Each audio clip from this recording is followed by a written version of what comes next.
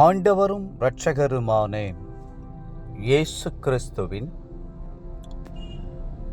ஈடு இணையற்ற நாமத்தில் அன்றன்றுள்ள அப்பம் வாசகர்களுக்கு எங்கள் அன்பின் வாழ்த்துக்கள். 2025 ஆண்டு அக்டோபர் மாதம் 3ஆம் தேதி வெள்ளிக்கிழமைக்குரிய தின தியானம். இன்றைய தலைப்பு ஆபிரகாம். ஆதியாகமம் 17:5 சொல்லுகிறது, இனி உன் பேர் ஆபிராம் எனப்படாமல் நான் உன்னை திரளான ஜாதிகளுக்கு தகப்பனாக ஏற்படுத்தினபடியால் உன் பேர் ஆபிரகாம் எனப்படும்.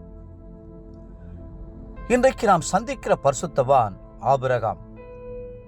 அவருடைய தகப்பனார் அவருக்கு ஆபிராம் என்ற பெயரை சூட்டினார்.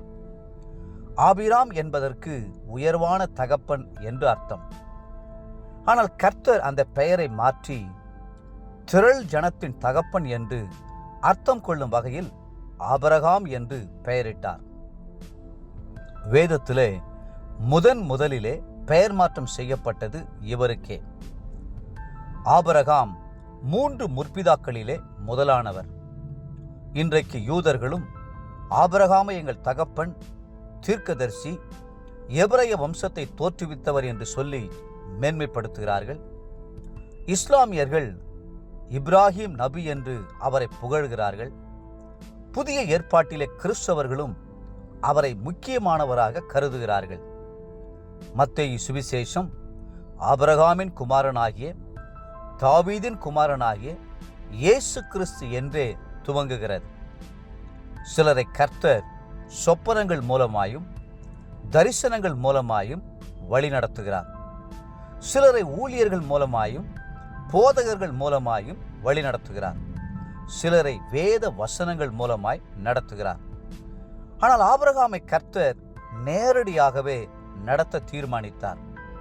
10 முறை ஆபிரகாமுக்கு கர்த்தர் தரிசனமானார்.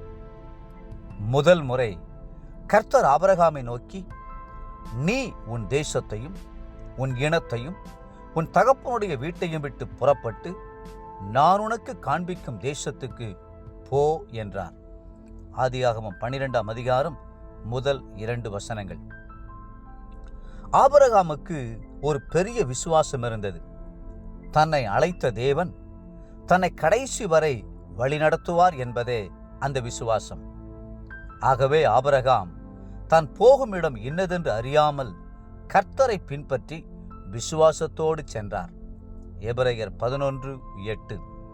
நாமும் கூட அதே விசுவாசத்துடன் அழைத்தவர் உண்மையுள்ளவர் என்று நம்பி இந்த கிறிஸ்தவ பாதையிலே பரலோக ராஜ்யத்தை நோக்கி சென்று கொண்டிருக்கிறோம். கர்த்தர் ஆபிரகாமை ஆசீர்வதித்ததினால் அவர் செல்வ சீமானாக விளங்கினார். திரளான ஆடு மாடுகள், ஒட்டகங்கள் போன்றவை அவருக்கு இருந்தும் அவர் தாழ்மையோடு கூடாரங்களிலே குடியிருந்து கொண்டிருந்தார். அவருடைய கண்கள் உலக பிரகாரமான கானானை கண்டதுடன் பரலோக ராஜ்யத்தின் கானானையும் கண்டது.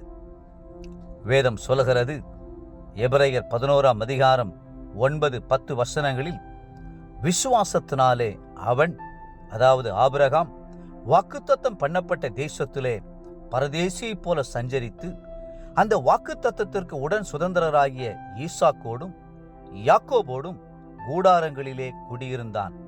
ஏனெனில் தேவன் தாமே கட்டி உண்டாக்கின அஸ்திபாரங்களுள்ள நகரத்துக்கு அவன் காத்திருந்தான்.